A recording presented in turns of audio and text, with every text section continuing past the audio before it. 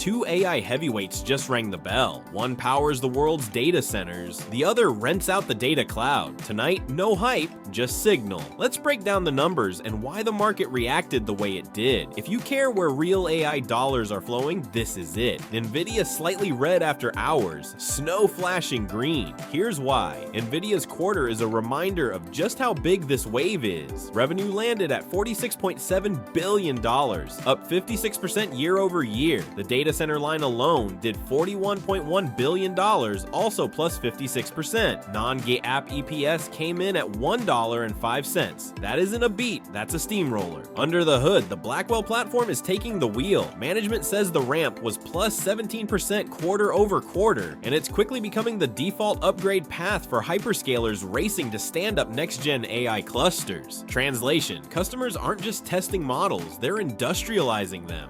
There is a footnote you should price in. No H20 chip sales to China this quarter, and a $180 million inventory release helped non-GAAP gross margin by roughly 40 basis points. Not a red flag. Context: it matters when you're modeling sustainability. Guidance? Still bold. NVIDIA is pointing to Q3 revenue of $54 billion, plus or minus 2%, with non-GAAP gross margin around the 73% mark. And yes, that outlook still assumes no H20 to China. Confidence with constraints. Capital returns also leveled up. A fresh $60 billion buyback authorization. The dividend stays symbolic, but the message is clear. This is a cash machine, and they're recycling it back to shareholders. So why did the stock slip after hours? Expectations. When a company is priced for the extraordinary, great can look like not enough. Traders wanted greater. For bulls, the next leg likely requires three things: faster Blackwell conversion, a clearer China path, and data center growth staying north of 50%. Hit those, and the narrative resets. Over to Snowflake. Clean execution you can actually feel in the print. Product revenue $1.09 billion, plus 32% year over year. Net revenue retention 125%. Customers aren't just sticking around, they're expanding. Non-GAAP operating margin hovered around 11%. Then came the kicker. They raised fiscal 26 product revenue guidance to about $4.395 billion,